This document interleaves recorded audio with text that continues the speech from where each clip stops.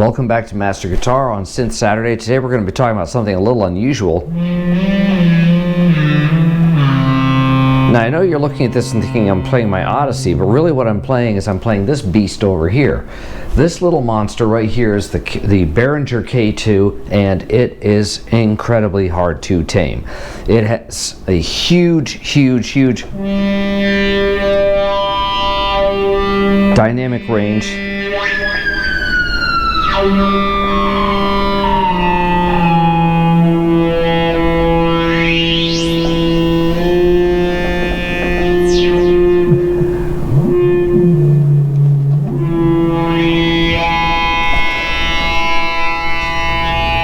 And I've got to say that this has been the hardest synth I've ever had to try to figure out. It has so many features. Basically this is designed for desktop use. This is designed for someone who's creating beats, you know, techno, psytrance, you know, any of that kind of stuff. You're sitting there trying to, you know, come up with some kind of forest stuff or something.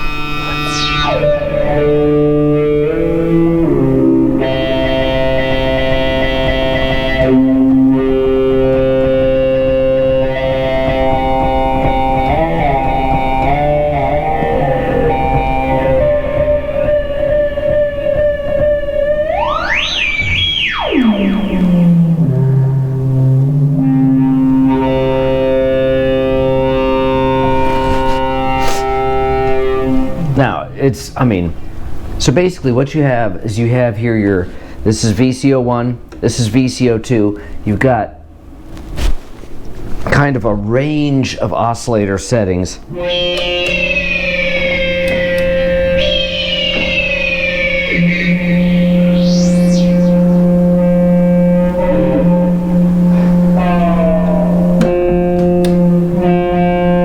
So you've got your standard, you know, triangle waves, you've got square waves, you've got tight square waves, and then you've got ring modulator, and then you've got a noise pitch, so I can get ring on there.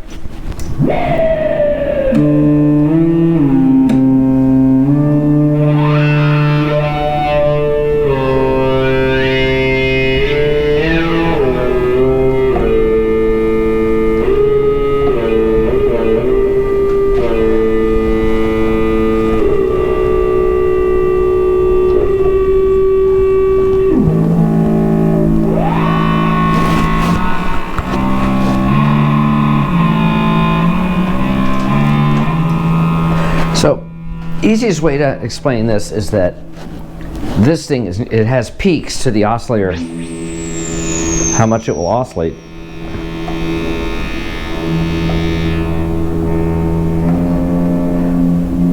Now if I keep this thing on a very narrow peak,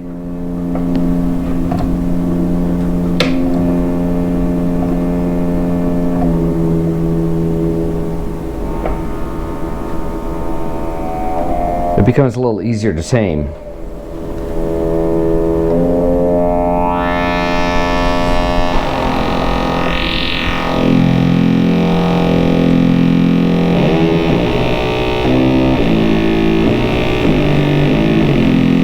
So you got VCO1, as I said, VCO2. You can choose to have VCO2 on ring modulator, so it's modulating ring 1 or oscillator 1. Everything here seems to be that this modulates that and this modulates that, and so you've got this cooperative sound. And of course I'm still trying to figure this thing out. This thing is insane. So you know, but you've got these are envelopes, so you got an envelope there, you got an AD, kind of like an AR, like on a ARP, then you got an ADSR like on an ARP, and then this is your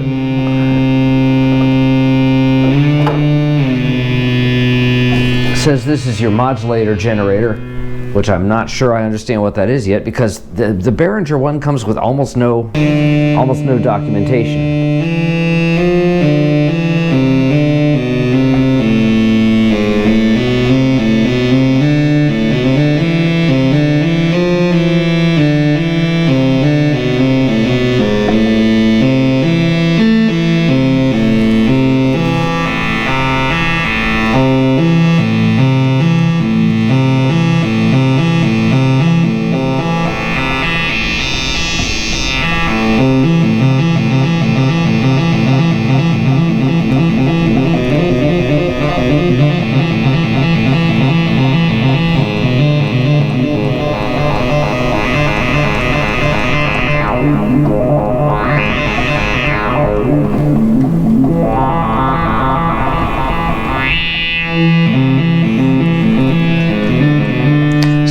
See, the great thing about synths is that some guy who really knows synths is going to come in here and say, oh yeah, I had an MS-20 and basically here's how it works, and they'll believe that in the comments, and it's absolutely amazing.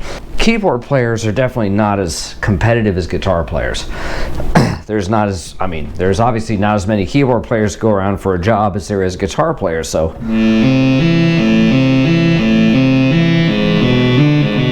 And again,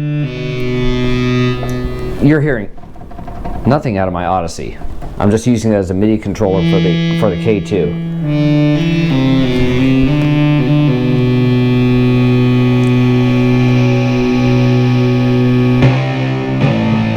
Which is kind of how I do it most of the time.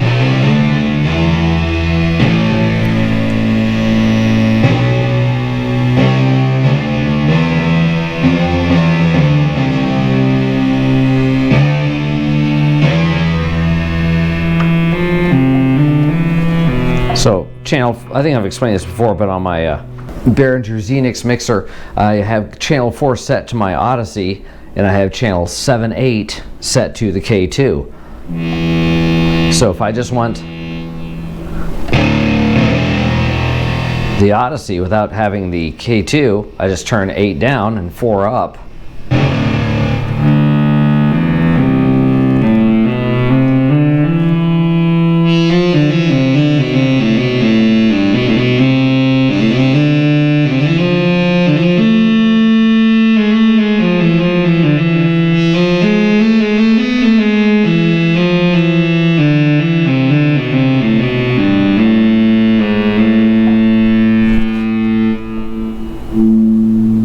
My personal feeling is that tuning slipped out again in this thing,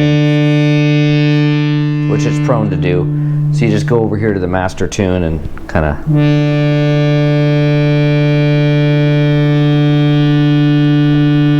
There you go. Now it's in tune, and it should be now in tune with the Odyssey.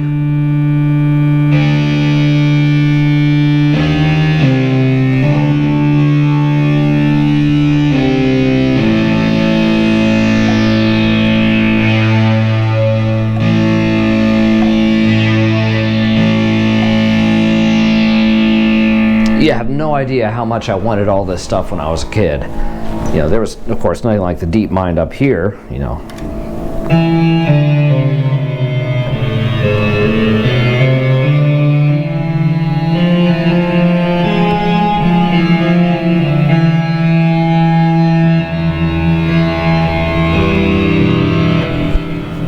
But, you know, I remember seeing the K2 and all the MS-20 and all the catalogs, and man, I really want one of them. And the Odyssey and the ads, and man, I really want one of them. Plus, you know, I told the story about how I saw one in a music store and desperately wanted one. But what I'm getting ready to do now is I'm going to go over and end this one, get this one edited, and I'm going to have one on the Odyssey. And at some point in the next 3 months or so, I will do one where I explain all of the details on the K2. If there's anyone out there that owns an MS-20 or owns a K2, feel free to leave your comments on how to tame this beast. I think, seriously, every bass player, every guitar player, every keyboard player should own a K2 or an MS-20 because it's such a monstrous brute to try to, you know, fiddle with and try to figure out. It is extremely responsive. It has a lot of different features, and as you know, why I chose the K2 instead of the MS-20 is because, well, they say the MS-20 is the same price as the K2. Well, no, not really, because the K2 is the same price as the MS-20 Mini, which is a smaller version of it. Now, I saw a lot of reviews on it, and basically someone sat there and showed the K2 actually has, and this is typical of Behringer, they set them up so they can, you know, okay, well, it can do that, we can duplicate this, but hey, we can make this so it has much more response. So the overall feeling is that the K2 is slightly darker sounding than the MS-20, but again, if you were to take, you know, 3 1980 MS-20s and set them next to each other and try them out, you'd find that one is darker, one is more aggressive, and one has a more sweeter, brighter tone. So I think it's just a keyboard specific kind of thing. Anyway, comment, like, subscribe. If you know how to work an MS-20 or a K2, feel free to leave some comments about how does this work, because it really feels like the oscillators, basically the operating point of the oscillator 1 and the peak controls seems to feed off what happens with oscillator 2. If you're only using one oscillator, it's easier, but if you're using both oscillators, then yeah, you need to definitely get in there and try to figure this out. And I haven't even started with the patch bay yet, and I do have a keyboard. I now have a control where I can plug this thing in and use my guitar into the K2 as a guitar synthesizer. I just haven't even gotten into any of the patching on this yet, and there is a couple videos on that, and once I know more I will do some videos on it. So again, look in about 3 months for something on how to run the K2, and we're going to go over and do a video now on the Odyssey. Comment, like, subscribe, and we'll see you next time.